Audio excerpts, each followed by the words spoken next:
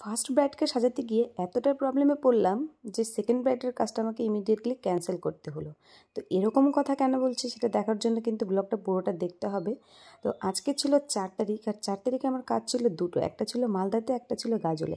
Normally কিন্তু এরকম লোকেশনে আমাদের কাজ থেকে থাকে আর কমপ্লিটও হয়ে যায়, কিন্তু এই কাজটা কেন কমপ্লিট হয়নি, কী প্রবলেমে পড়েছিলাম সেটাই কিন্তু আমাদের সঙ্গে শেয়ার করব।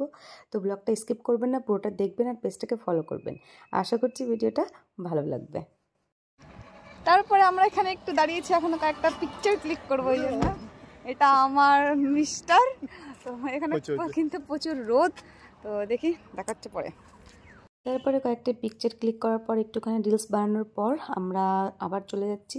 আর তারপর রাস্তা থেকে পিক করে নিয়েছিলাম বাসন্তী বুনুকে, আর এখানে ওয়েট করছিলাম পেতনির জন্য, কারণ পেতনির কলেজে ওর প্রজেক্ট ছিল, তো প্রজেক্ট জমা করবে তারপর যাবে। আর আজকে দুজনকে নিয়েছিলাম এই কারণেই, কারণ আজকে দুটো লোকেশনে দুটো কাজ আছে। তারপর আবার আমাকে একটা বিয়ে অ্যাটেন্ড করতে হতো, আমার দেওরের বিয়ে ছিল, ওই জন্যই। তো ভাবলাম যে দুই বোনকে নিলে পরে একটু তাড়াতাড়ি হবে, ওই জন্য তো আজকে যাচ্ছি আমরা দু বোন, মানে 3 বোন আর আমার বর। আর লোকেশনটা কিন্তু একটা কাজ ছিল মালদাতে আর একটা কাজ ছিল গাজলে।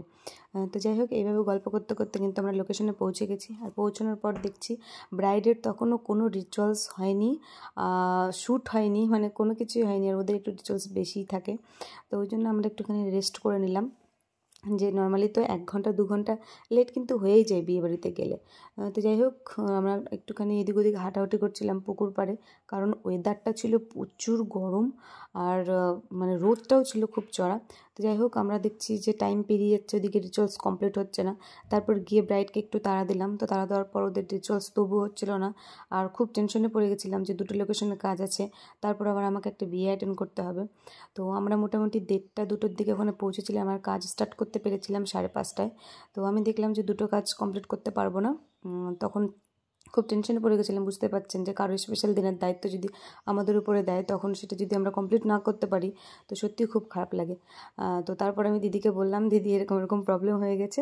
তো আমার দিদি আছে মানে আমার কোনো টেনশন নেই।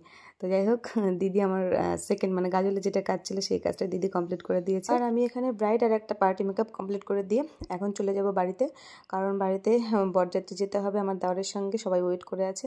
তো চলুন তাহলে, ব্লগটা চলে এই পর্যন্ত। আশা করছি ভালো লাগলো, ভালো লাগলে পেজটাকে ফলো করে দেবেন। ভালো থাকবেন, দেখা হচ্ছে পরবর্তী একটি ব্লগে, ততক্ষণের জন্য টাটা।